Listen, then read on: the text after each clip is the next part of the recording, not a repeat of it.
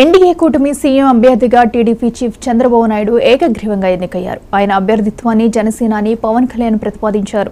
BJP రాష్ట్ర అధ్యక్షురాలు పురంధేశ్వరి బలపరిచారు. అందుకు టీడీపీ, జనసేన, బీజేపీ ఎమ్మెల్యేలు ఏకగ్రీవంగా ఆమోదం తెలిపారు. దీంతో చంద్రబాబు రేపు సీఎంగా ప్రమాణ స్వీకారం చేయనున్నారు.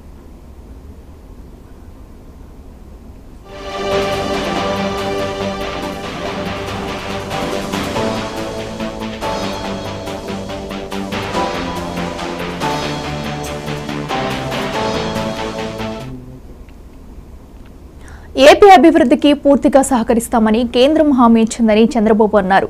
రాష్ట్రాన్ని నిలబెట్టే బాధ్యత ప్రజలు తమకు అప్పగించారని తెలిపారు. 1994లో వన్ సైడ్ ఎన్నికలు జరిగినా ఇన్ని సీట్లు రాలేవన్నారు.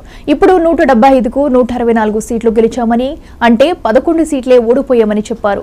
93% సైక్లింగ్ రేపు ఉంటుందని, దేశ చరిత్రలోనే ఇది అరుదైన విషయమని ఆనందం వ్యక్తం చేశారు. తప్పు చేసిన వారిని వదిలిపెట్టబోమని వార్నింగ్ ఇచ్చారు. తప్పు చేసిన వాళ్లకు చట్టపరంగా శిక్ష పడాల్సిన అవసరం ఉందన్నారు. ఆంధ్రప్రదేశ్కు అమరావతి రాజధానిగా ఉంటుందని చంద్రబాబు స్పష్టం చేశారు. విశాఖను ఆధునిక నగరంగా తయారు చేసుకుందామని పిలుపునిచ్చారు. ప్రజా వేదిక విధ్వంసం అలాంటి దుర్మార్గమైన కార్యక్రమాలు జరిగాయి.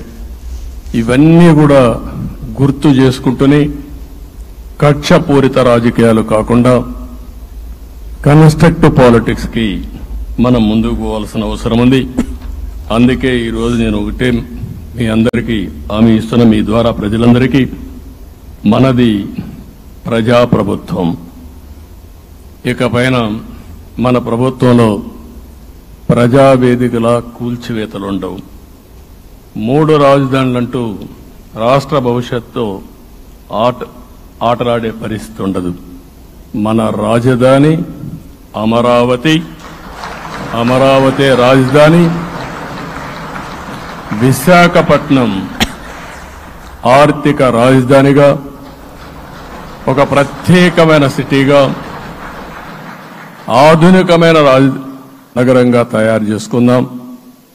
దాన్ని ఎప్పుడు కూడా నేను కంబైన్డ్ ఆంధ్రప్రదేశ్ కూడా గుర్తుపెట్టుకున్నాను.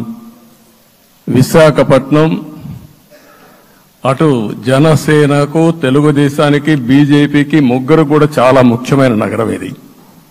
ఎందుకు నేను ఈ మాట అంటున్నానంటే, లాస్ట్ ఎలక్షన్లో 2014లో హరిబాబు అక్కడ ఎంపీగా గెలిచారు. తర్వాత విడిపోయిన తర్వాత 2014లో మళ్లీ మనం పోటీ చేసినప్పుడు చేశాం. 2019లో 4 అసెంబ్లీ సీట్లు గెలిపించిన ఏకైక నగరం విశాఖపట్నం తెలుగుదేశం పార్టీకి. అదే మాదిరిగా ప్రజల్లో గణనీయమైనటువంటి అభిమానం జనసేన అధినేత పవన్ కళ్యాణ్ గారి పైన ఉంది. ఈ 3 కలిపి నిన్న ఒక సునామీ మారిగా వచ్చింది. అక్కడ ఒక్కొక్క సీట్లో మీరు చూస్తే 90,000, 90,000, 70,000, 80,000 మెజారిటీతో గెలిపించారంటే ఆనాటి ముఖ్యమంత్రి విశాఖపట్నాన్ని రాజధానిగా చేస్తాను, ఎన్నికలవుతానే అక్కడే ప్రమాణ స్వీకారం చేస్తానంటే నువ్వు రావద్దు అని ప్రజా తీర్పిచ్చిన రాజధాని నగరం విశాఖ నగరం. అంటే ఎలాంటి టెంప్టేషన్ కూడా లొంగలేదు వాళ్ళు. ఇది ఒక అనుభూతి.